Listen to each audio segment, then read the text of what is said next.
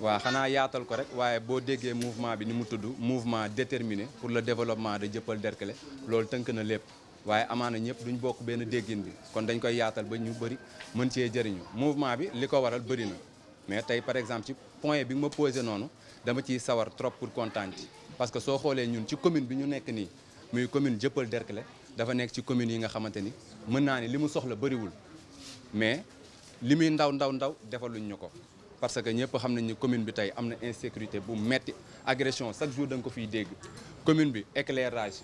assainissement yooyu yëpp problème la yoo xamante ni mi ngi ci biir commune bi te dara yóbbewuñu ko lu dul ñu ko teg majorité bi li ci des muy population bi nga xamante ni à chaque fois dañuy toog di xaar état wala ñuy xaar commune pour mu defal ñu loolu donc ñun ñu toog waxtaan suñu biir en tant que jeune mouvement la boo xamante ni am na ay chef d'entreprise am na ay enseignants am na ay commerçants am na bépp type sénégalais daal bu nekk ci biir ñu xalaat boole suñu doole non seulement boole suñu doole pour def ay actions mais pour yee yeneen jeunes yu mel ni ñun yi nga xamante ni ñu ngi ci commune bi ñuy def kon ay actions yu mel ni yi ñu def tey def setal ñëpp xam nañu loolu rôle mairie la mais mairie bi instant yi du ko mën a def parce que boo xoolee service assainissement bi nekk ci mairie bi matuñu 10 personnes wala suñ ko matee ci lay yem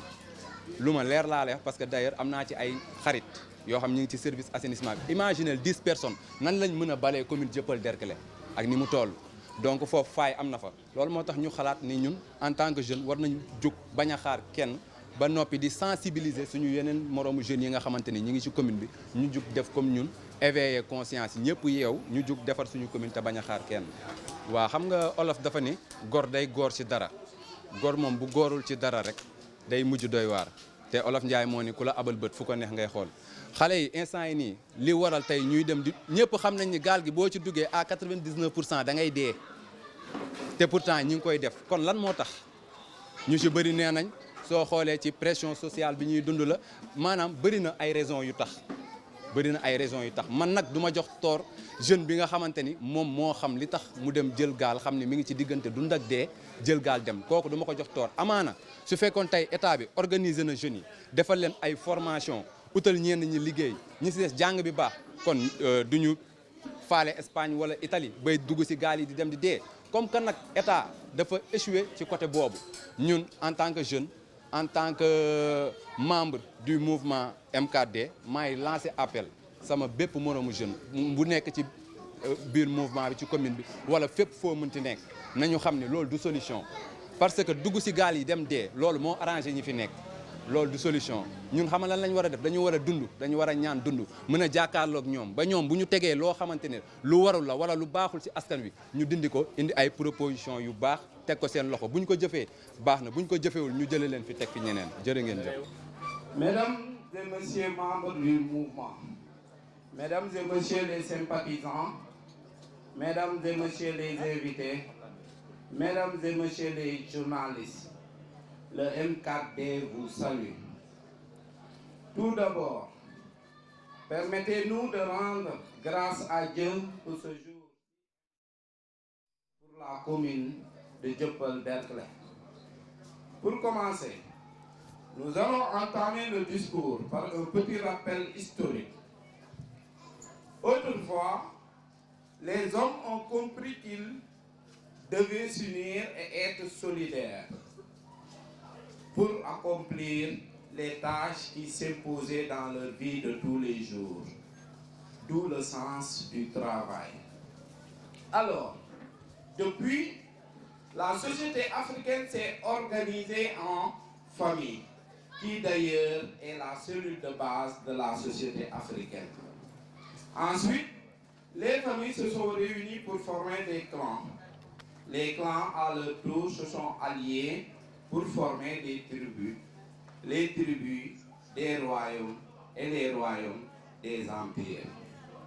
Les grandes nations aussi ont compris qu'il fallait se réunir pour mieux faire face aux problèmes auxquels elles font face. Par conséquent, cette fusion a donné naissance aux différentes formes d'intégration régionale telles que l'ALENA, l'Union européenne, l'Asie-Pacifique, etc. Et cette option politique et économique s'opère aussi en Afrique sur le plan régional et même sous-régional, comme l'UA, la CEDEAO, etc. Tant d'exemples pour montrer ici combien il a toujours été nécessaire de nous réunir pour vaincre les problèmes récurrents qui sévissent nos sociétés en général. Particulièrement au sein de notre localité, on peut noter tant de manquements que toute personne sensible et patriote ne saurait taire sans essayer d'en apporter des solutions. Parmi ces insuffisances, nous pouvons citer le manque d'emploi criard des jeunes, l'inéquité dans la gestion de la cité, le manque d'eau, l'insécurité, la drogue et tant d'autres car la liste est loin d'être exhaustive. Cependant, compte tenu de tous ces problèmes auxquels les populations font face, nous les jeunes de la commune de Dieuppeul-Derklé avons jugé nécessaire de nous constituer en mouvement pour non seulement dénoncer, mais aussi solutionner à la limite de nos possibilités ces problèmes.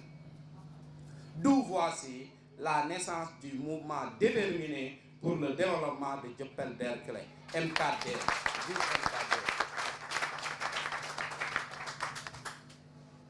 Chers compatriotes, le mouvement MKD compte mener son programme de développement de la manière sans précédent. Le mouvement rappelle qu'il regorge au sein de son organisation des chefs d'entreprise, des professeurs, des enseignants dont leurs expertises ne sont plus à démontrer. À partir de leurs propres ressources personnelles et celles des bonnes volontés,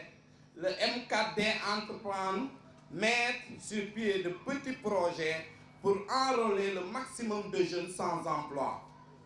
assurer un calendrier de nettoiement des différents secteurs de la commune, ensuite mettre la pression à l'endroit des autorités compétentes pour une gestion plus transparente et plus équitable des ressources de la commune. En résumé, pour paraphrer nos modes de gestion des maux qui gangrènent la localité de Dieuppeul-Derklé-Castor, le mouvement MKD comptera miser sur l'éveil des consciences de la jeunesse de la commune. Ainsi, nous lançons un grand appel à tous les mouvements et à tous les jeunes à se joindre à notre cause. Merci beaucoup. Merci pour votre attention. La Méditerranée occidentale, foofu la wax di gën a nekk mooy ñuy jaaree sur l'axe Maroc-Espagne ñuy fàttali ne Maroc ak Espagne foofu faaw ñu taxaw ci ngir nit ñi xam trajet bi noonu lay demee. Trajet bi ni muy demee mooy tey ku jóge Sénégal dem ba Maroc tu as deux options. La première option mooy am nga option wu jaar fi nga xam ne mooy option cadre Melilla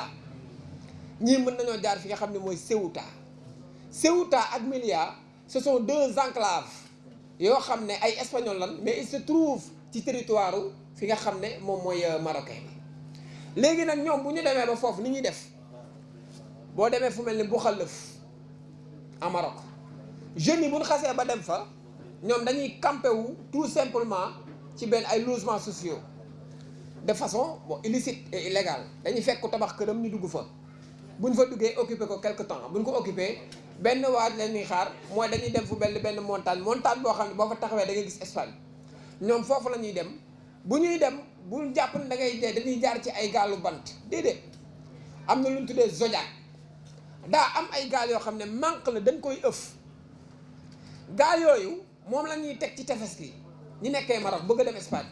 bu ñu ko tegee ci tefes gi dañuy profité bu fekkee ne garde marocain yi romb nañ. te mënuñoo ñëwaat ñu wàcc ci montagne bi mais montagne bi nag montagne bu rocheuse la bu ñuy wàcc ay dagg da leen ciy fekk seen tànk mën na cee damm waaye nag problème bi mooy bu ñu xasee ba wàcc gaal gi bu waroon def 15 personnes Zodiac bi ñoom dañ ciy duy 50 personnes ndax kenn mënu cee bañ a dem. léegi de ce fait que problème bi ci am mooy risque bi ci am te ñu war ko wax jeunes yi xam ko mooy bu ñu duggee ci Zodiac bi d'abord boo ciy dugg doo sol loo xam ne transparent ay boutons sax doo ko sol parce que boo ko solee mën naa xotti yëf yi. te su boobaa da ngeen di suux may fàttali ne jeunes yu bari yu dee te jaara ci loolu nañu xam li leen rey ce n'est rien d'autre que dañoo dem ba ci biir dajeeg ñi nga xam ne ñooy garde marocain yi wala yeneen garde yi ñu dóor seen jojaag gi bal jojaag gi bëtt ñu suux. am na ci ñoo xam ne dañuy dajeeg les bateaux industriels yooyu bu ñu dajeeg ñoom dañuy ñëw rek jaar seen kaw. donc risques yi bari na risques yooyu nag la jeunes yi war a xam mais la question qu'on doit se poser mais est-ce que loolu jar na ko est-ce que li ñu gëm ne tekki ñun monsieur Sarr recevoir nañ suñu structure koo xam ne ba muy dem fii tailleur la daa am ñetti machine di liggéey ci machine mi doxle jékki-jékki jaay machine yi dégg riiru Espagne rek jaay machine yi dem Espagne bi mu yeggee xam nga lu muy jaay ay porte-clés ay serviette loolu lay jaay parce que bi muy dem dañ koo gëm la noonu yow boo yeggee rek tekki nga fi mu ne nii yéenam ji yëpp mooy nu mu ñibbisee Sénégal ba taxawaat li nga xam ne mooy liggéey bi mu doon def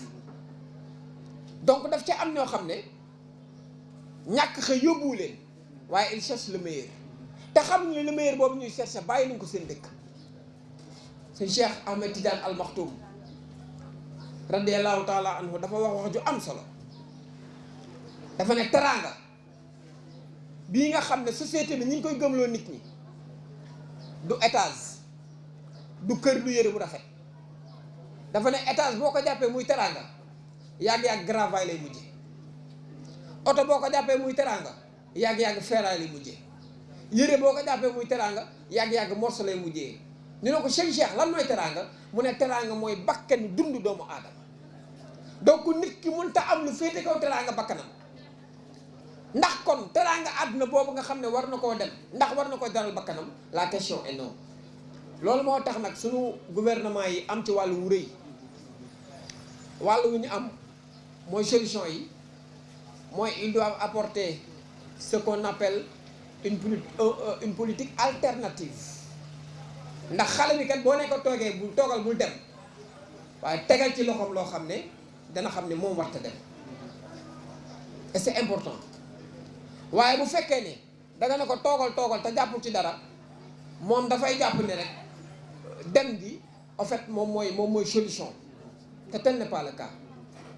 li tax solution bi war a yomb fii ci Afrique rawatina ci Sénégal mooy Sénégal fii may wax ak yow am nañu naaj fii may wax ak yow am nañu suuf am nañu taw jeunes yu bari bu ñu demee fu mel ni Italie wala Espagne du ñu fa liggéey lu weesu dugg ci restaurant yi di raxas wala ñu dem ci tool yi di witti ay raisin waa ndax Sénégal amuñu tool kay waaye li manqué mooy politique structurelle yoo xam ne day organiser tool yooyu ba xale yi toog fi liggéey et c'est fondamental loolu nag ngir ñu def ko may fàttali ne immigration clandestine n'est que le prolongement de l'exode rural lu mat a xam la exode rural mooy bi nit ñi di jóge seen réew yi seen dëkkaan yi ak sancaan yi di dugg ci ville yi ngir am liggéey waaye bi nga xamee ne nag loolu am na gisatuñ fi liggéey ñoom ña nga xam ne ñoo daje woon ak ñin fi fekk dañoo fas yéene génn dem ci réew mi uti feneen liggéey donc c'est simple pour régler le problème de l'immigration clandestine il faut régler le problème de l'exode rural